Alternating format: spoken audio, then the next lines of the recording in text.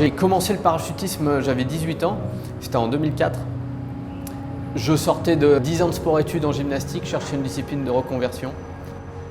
En fait, au fur et à mesure des sauts et de l'entraînement et du coaching par l'élite mondiale qui était et qui est toujours française, ça m'a permis d'arriver au plus haut niveau plus rapidement que les autres.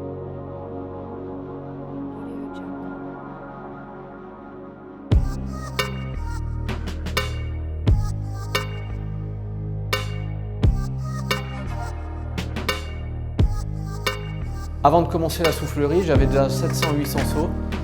Et par contre, j'ai pu reproduire les phases acrobatiques que j'avais appris en gym rapidement dans la soufflerie. Donc c'est l'une des premières choses que j'ai faites, c'est faire de l'acrobatie dans la soufflerie. La soufflerie vous aide à être plus précis. Dans le tube, vous êtes sur des micro-mouvements et dans l'air, vous êtes sur des mouvements plus amples, ce qui permet d'ajuster le mouvement plus facilement quand on est en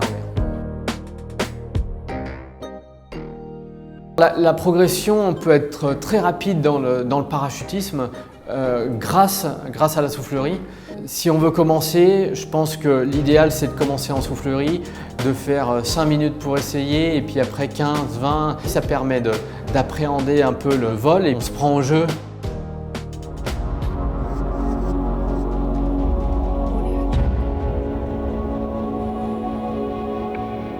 Alors le freestyle, c'est 2 personnes, un caméraman, un performeur à l'écran. C'est une osmose à 2. Le free fly, c'est un caméraman et 2 performeurs. Ça ressemble un peu au freestyle, sauf qu'il y a une triangulaire qui se met en place entre les 3 équipiers. Le caméraman est acteur de l'équipe. La compétition, la chute libre, c'est 45 secondes, donc il faut faire un programme qui rentre dans ce temps imparti. Le jury est au sol, c'est retransmis sur écran géant.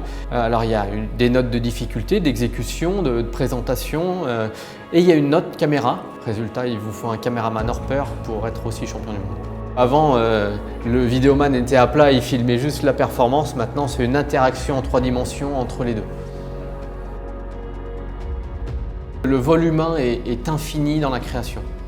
Donc il n'y a aucune limite. La soufflerie développe certaines facultés que l'être humain ne connaît pas en fait. Le vol humain, c'est très récent. Ce sport est en perpétuelle construction. C'est un sport extrême d'avenir.